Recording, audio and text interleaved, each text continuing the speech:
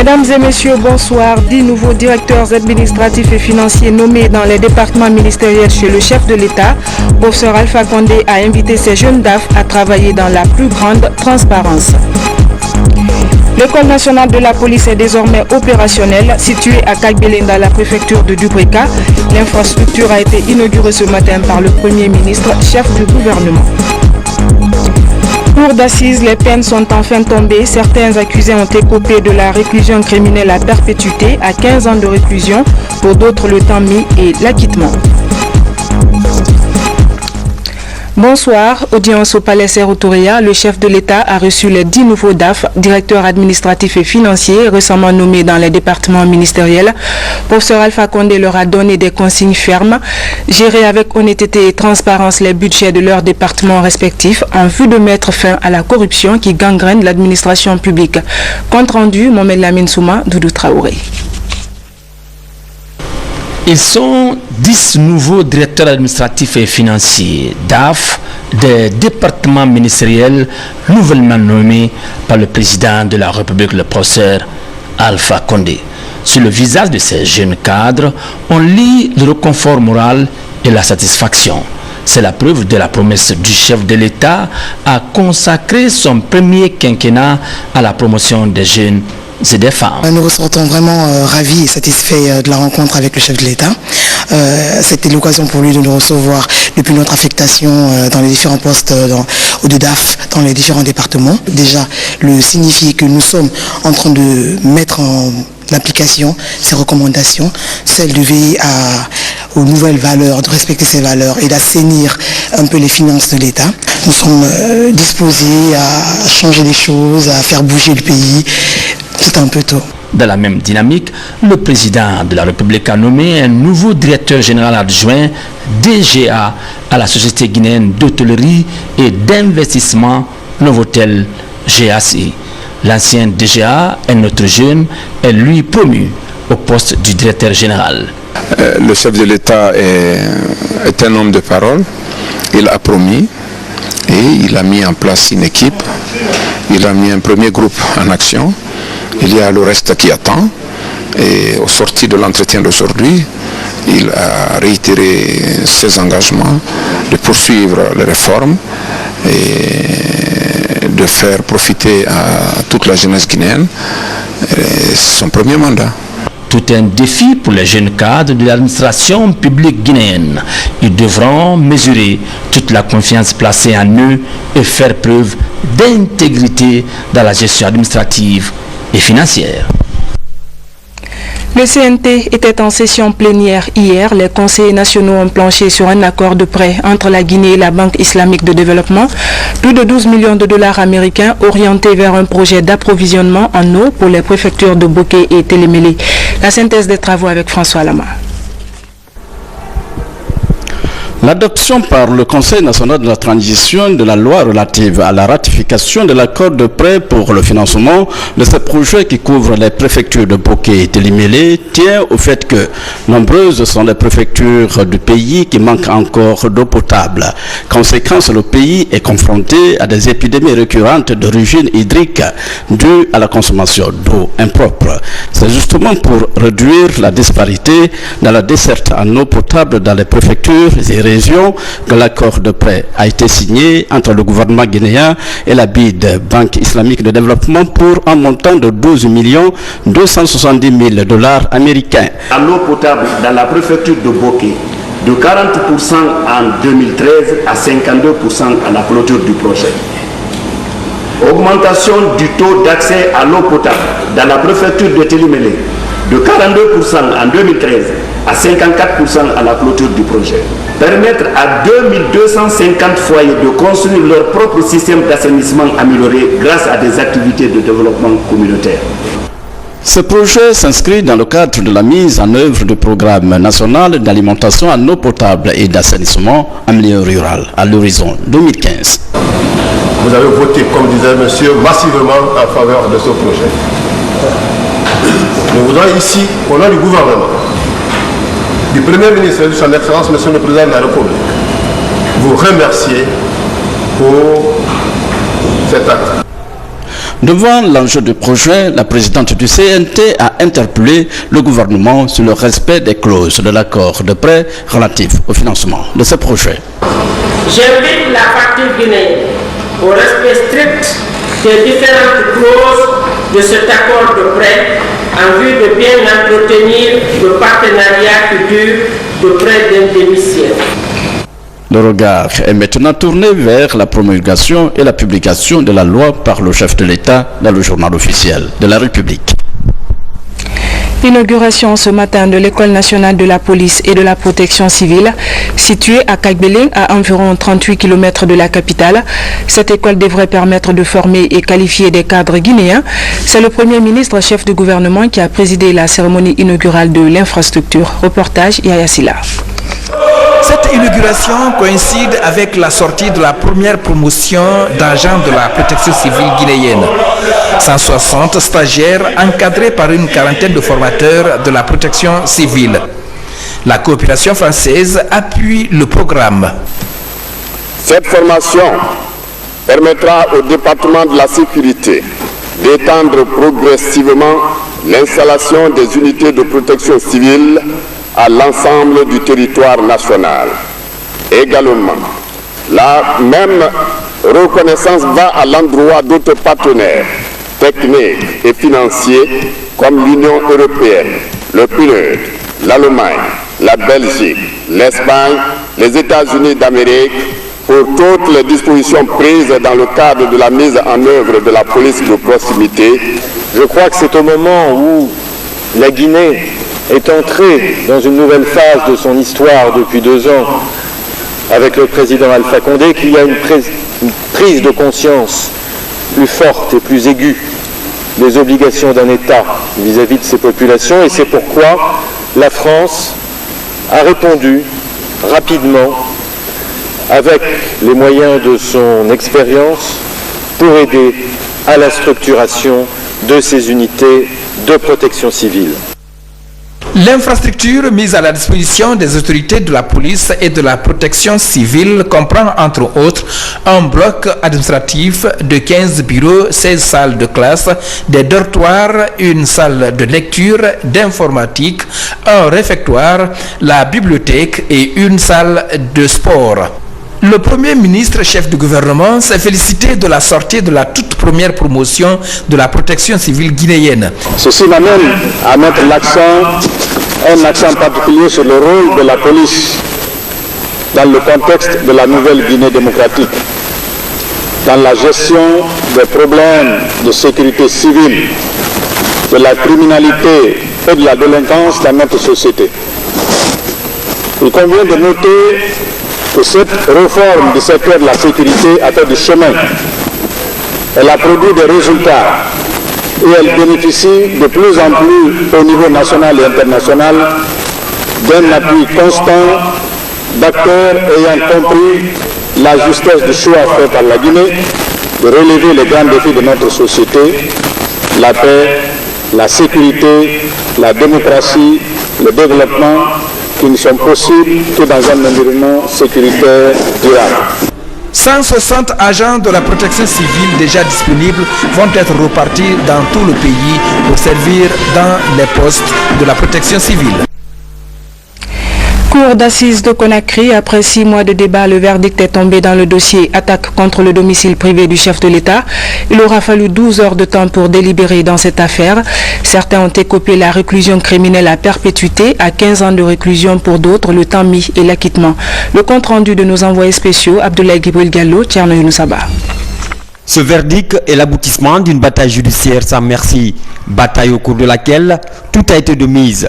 Audition des accusés, des témoins, leur confrontation à la barre, l'examen de la jurisprudence, le transport judiciaire. Tout cela pour sonner le glas de la justice expéditive au profit du droit et de l'état de droit. C'est au nom de ce credo que les parties se sont déployées dans les règles de l'art. La défense, la partie civile et le ministère public dans un face-à-face sans précédent. Il aura fallu donc 12 heures de délibération pour voir le verdict tomber dans ce dossier. La Cour et le jury réunis,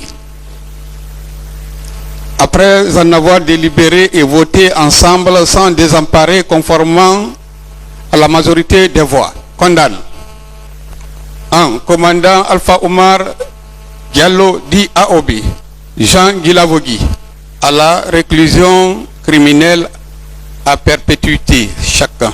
Condamne. Madame Fatou Bayar, Almami Agibou Diallo, Mamadou Alpha Diallo, à 15 ans de réclusion criminelle chacun. Au dire des observateurs, la Cour n'a pas suivi le procureur qui avait requis la peine de mort contre 4 accusés et la défense qui avait plaidé l'acquittement pur et simple de tous les accusés. Elle a soufflé le chaud et le froid en condamnant à la réclusion criminelle, le froid en acquittant 17 personnes sur les 33 accusés. En ce qui concerne les absents au box des accusés, la Cour a condamné entre autres par contumace Émile Guilavogui, Lamine Diallo et Baouri à la réclusion criminelle à perpétuité. Et les parties ont 6 jours pour se pourvoir en cassation à la Cour suprême de Conakry. La CENI et ses démembrements, la révision complémentaire des listes électorales a débuté. Le directeur des opérations de l'institution invite les populations à se faire enrôler. Yahya Khan précise qu'il concerne uniquement les personnes qui n'ont pas pu le faire lors des précédentes opérations. Il est au micro de Seydou Diallo. Concernant la révision qui a démarré dans beaucoup d'endroits, malheureusement dans certains, il y a eu quelques problèmes. Il faut savoir qu'aujourd'hui, sur le terrain, il y a plus de 3300 opérateurs qui sont déjà positionnés. Les kits sont tous positionnés. Certains attendent simplement, à l'heure actuelle, qu'ils soient connectés, qu'ils soient autorisés à démarrer, parce qu'on a des opérations de contrôle extrêmement pointues pour qu'on puisse savoir à quel moment on commence dans le kit et à quel moment nous allons finir. Cette révision, il est important de le rappeler, concerne que ceux-là qui n'ont jamais été inscrits, qui ne sont jamais passés devant une CAL, que ce soit en 2008, en 2009 ou en 2010, et même en 2013. Si vous avez été enrôlé en 2010, vous vous retrouverez sur les listes d'affichage qui vont bientôt être mises en place partout au niveau des 2000 cartes. Si vous n'avez jamais eu une carte, soit biométrique en 2010, soit alphanumérique, soit un récépissé de 2013, alors oui, venez vous faire enrôler, parce que cette période complémentaire de révision a été ouverte spécialement pour ceux-là qui n'ont pas pu exercer leur devoir de citoyen. Donc nous les invitons vivement à rejoindre progressivement. Et ceux-là qui sont déjà inscrits, et surtout qui verront leur visage, leurs informations d'état civil dans les prochaines listes d'affichage qui vont apparaître ces deux jours à venir, ceux-là n'ont pas besoin de venir. Par contre, si vous avez des corrections sur votre état civil parce que ces informations ont été mal saisies, vous remplirez dans un coin une fiche ad hoc et cette fiche sera positionnée pour la période qui suit. Sachez qu'après cette révision de 15 jours, nous allons nettoyer le fichier électoral en enlevant les doublons, en corrigeant toutes les insuffisances. Et ensuite, on aura une autre période d'affichage de 10 jours qui vous permettra de venir pour apporter les corrections à vos informations. Plus question d'occuper de façon anarchique les réserves foncières de l'État et celles morcelées seront reprises par le département de tutelle. C'est l'une des mesures du gouvernement de la Troisième République. Le ministre de l'Habitat et celui de l'administration du territoire l'ont réaffirmé lors d'une rencontre avec leurs cadres. Explication Saint-Martin Fancinadou. Selon un constat du ministère de l'Habitat, les domaines publics maritimes sont envahis, la mangrove et les forêts classées détruites. Les emprises des voiries sont aussi obstruées. Telles sont les conséquences d'une gestion catastrophique des domaines publics. Non seulement il y a ces occupations de ces emprises, mais il y a aussi l'occupation des zones non aedificantes et puis non construisibles. Malheureusement, on est en train de construire partout. La question de l'occupation des domaines publics retient l'attention des autorités des ministères de l'Habitat, de l'administration du territoire et de l'environnement. Sur instruction expresse du président de la République, les efforts sont unis pour lutter contre les occupations des domaines de l'État. Vous trouverez des quartiers à Conakry où vous n'avez pas de cimetière, vous n'avez pas de marché, vous n'avez pas d'école, vous n'avez pas de terrain de jeu pour les enfants.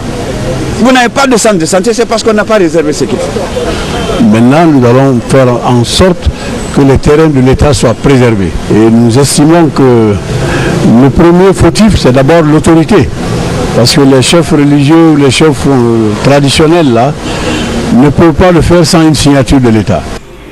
La concertation va inciter les élus locaux, administrateurs et techniciens à plus de responsabilités dans la gestion des domaines et des patrimoines bâtis publics. La ville de Bokeh a changé de visage après la célébration de l'an 54 de notre indépendance. En effet, de vastes chantiers avaient été lancés par le chef de l'État, professeur Alpha Condé, pour doter la ville d'infrastructures dignes de nom. D'autres projets de construction sont également en phase d'exécution, selon le constat de notre reporter Ibrahim Akita. De 15 infrastructures au départ, Bokeh compte aujourd'hui, grâce à l'implication du chef de l'État, 24 infrastructures. Parmi les derniers chantiers lancés, le projet de réalisation de 13 ensembles de latrines de 8 à 10 cabines.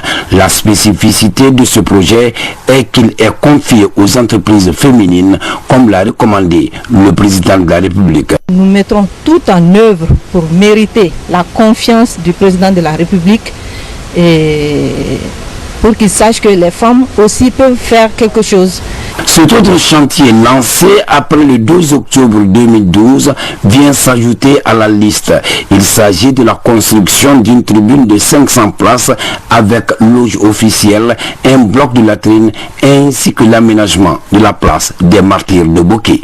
Quand on a le privilège, sans démagogie, de faire partie de l'équipe qui va doter ces capitales régionales de ces infrastructures, je crois que c'est une chance pour les entreprises guinéennes pour prouver par des infrastructures de qualité que nous sommes à même de bénéficier de la confiance de nos autorités. C'est pour lier l'utile à l'agréable que les jeunes et femmes de Bokeh regroupés au sein de l'association pour le développement de Bokeh ont décidé d'accompagner ce geste du chef de l'État en faveur de sa ville natale.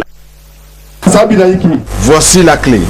Je la remets aux autorités pour vous, afin que vous puissiez aider Bokeh. L'exemple de Bokeh doit être suivi par tous afin que le changement amorcé porte les fruits attendus. Tenu à Conakry d'une journée de réflexion sur le Waqf BID Guinée, initiée par son conseil d'administration, l'objectif est de faire connaître le concept de l'institution et ses domaines d'intervention. Le point avec Ramatoulaye Touré. Le Waqf BID Guinée et ses perspectives de développement est la toile de fond de cette rencontre. Elle mobilise les cadres des départements ministériels et ceux de l'institution monétaire islamique. Il ne faut pas être un milliardaire pour penser à faire de Waqf. Il suffit d'avoir certains moyens devant vous permettre de contribuer au soulagement, au développement d'un secteur qui pourrait immortaliser et qui pourrait humaniser, qui pourrait rester au moment où nous ne serons plus sur cette terre. Une rencontre qui passe en revue les activités du Waqf BID Guinée et son implication dans la promotion de l'islam et le développement socio-économique du continent. Le Waqf BID Guinée qui est là est un Waqf éducatif. Ce n'est pas destiné à donner aux gens malades, aux affamés. C'est spécialement pour l'éducation. Le Waqf BID Guinée est de plus en plus connu du public à travers ses réalisations immobilières à caractère humanitaire. Les résultats atteints au cours de cette journée sont appréciables de tous. Le projet d'appui financier destiné aux paysans domiciliés au centre de recherche de Kilissi sera bientôt lancé. Il devra les doter d'intrants agricoles et leur racheter la production. C'est une initiative du gouvernement guinéen et de ses partenaires qui vise à promouvoir l'autosuffisance alimentaire et lutter contre la pauvreté en milieu rural. Mohamed Sangon.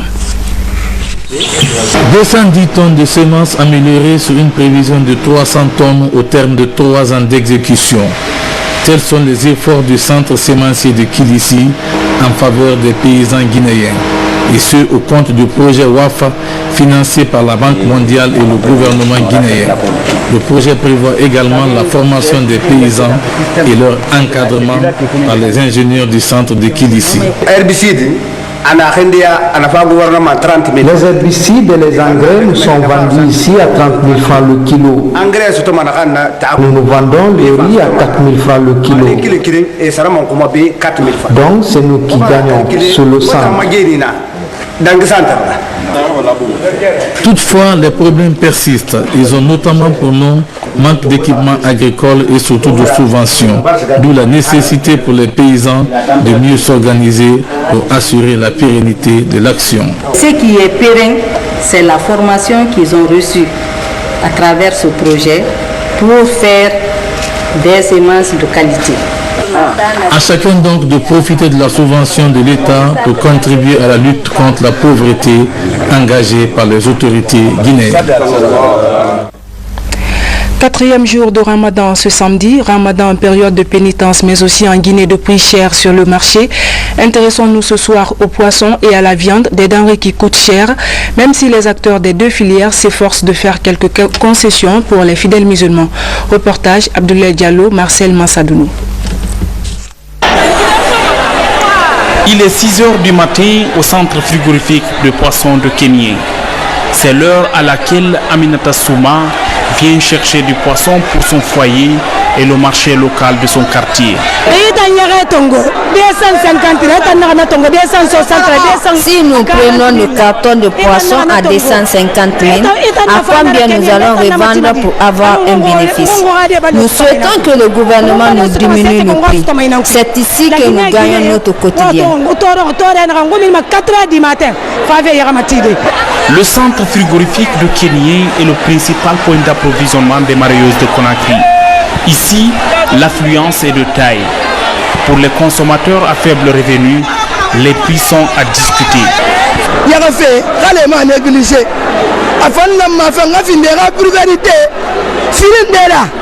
Le poisson devrait être l'une des priorités des autorités, car c'est l'une des denrées que les consommateurs sollicitent à chaque instant.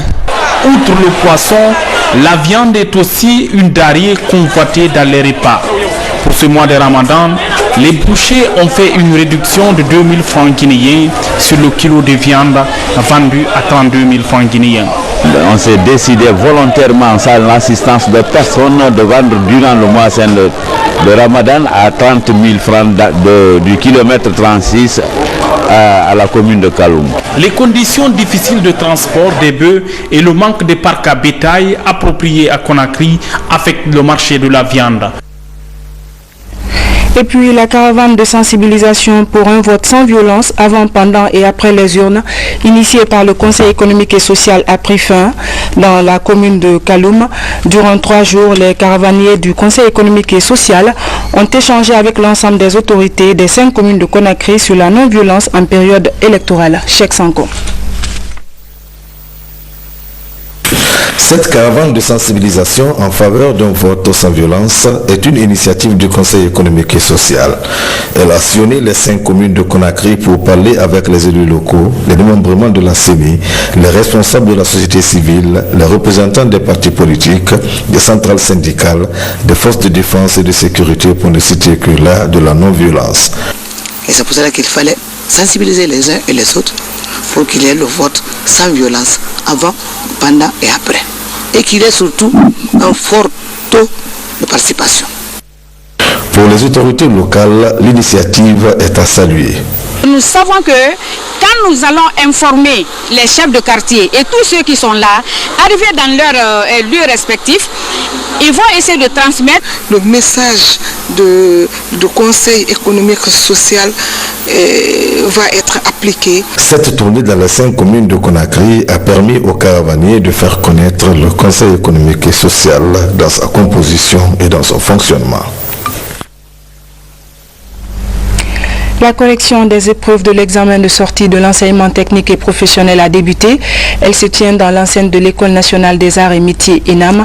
Pendant 18 jours, 21 000 copies seront évaluées et notées par des spécialistes des 80 filières de l'enseignement technique et professionnel. Reportage Komara Moussa, Abdelkarim Kamara. Pendant 18 jours, plus de 800 enseignants examineront la valeur intrinsèque des candidats à l'examen de sortie des écoles techniques et professionnelles. Déjà, les correcteurs apprécient la performance des candidats.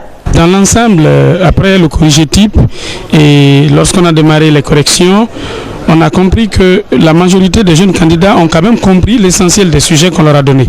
C'est vrai que tout le monde ne peut pas avoir forcément les mêmes notes, mais dans l'ensemble, les gens sont quand même en tout cas sur le chemin.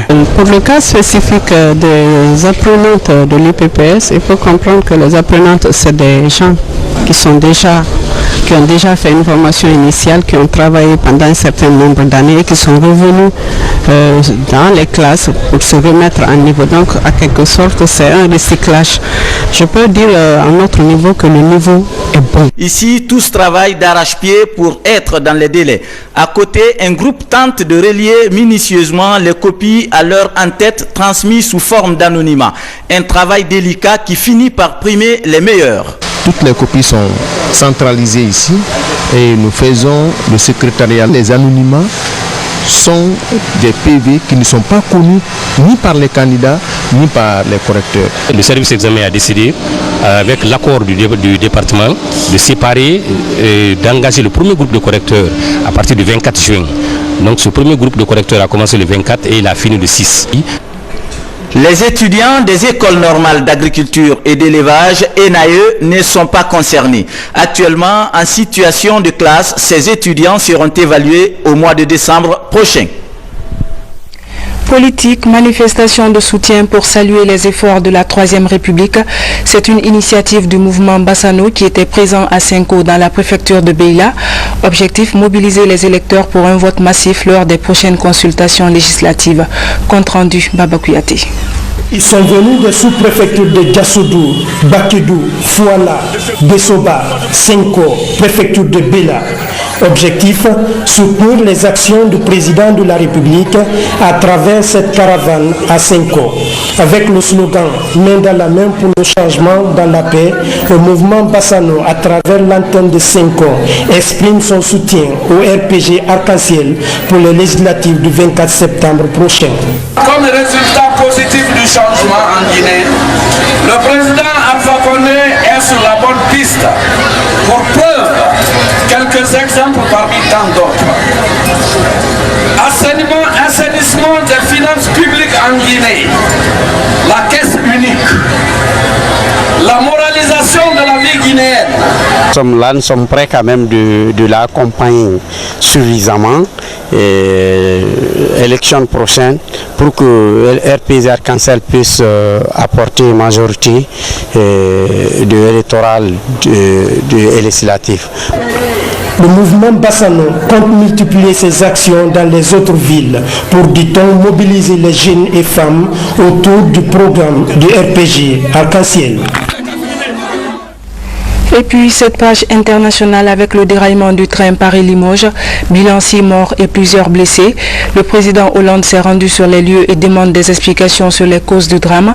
C'est le premier élément des nouvelles du monde sous forme de télégramme. Au Monde en bref, suivez.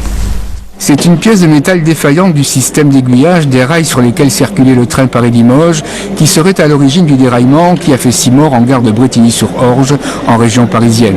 Une trentaine de blessés, dont 9 grièvement, le bilan pourrait évoluer. La pièce incriminée est une sorte d'agrafe qui relie les deux rails, se serait détachée. La compagnie de chemin de fer a annoncé le contrôle de 5000 pièces semblables sur le réseau. Un livre, un crayon peuvent changer le monde. L'éducation est l'unique solution. L'éducation d'abord. Merci. Premier discours public aux Nations Unies de Malala, la jeune pakistanaise qui avait été la cible des talibans en 2012 pour son engagement en faveur du droit des filles à être scolarisées. Blessée à la tête, elle a été longuement applaudie par un parterre de dignitaires dont le secrétaire général des Nations Unies. Elle a déclaré qu'elle ne se laissera pas réduire au silence. Icône publique, l'adolescente est en lice cette année pour l'attribution du prix Nobel de la paix. Dr Guéné-Saran Camara vient d'honorer l'Afrique à travers le trophée continental Femmes et Sport du Comité international olympique 2013 qui s'est tenu récemment en Suisse. Elle vient de regagner Conakry. Nos reporters Mikini Moussa Camara et Mohamed Touré nous dressent son portrait.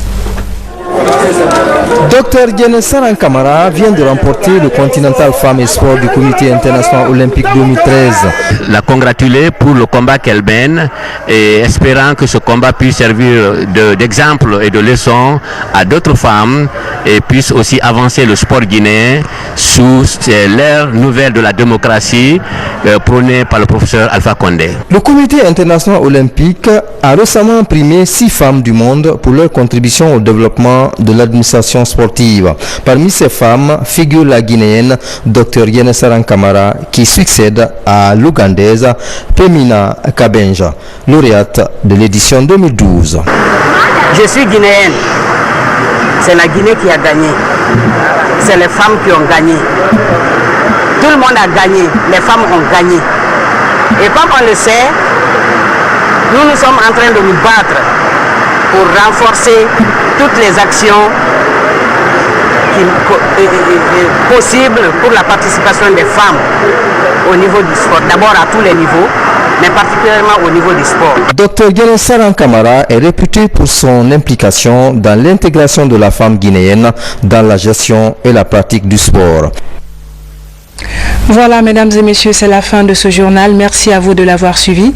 Demain, vous serez avec Alia Camara. Bonsoir chez vous.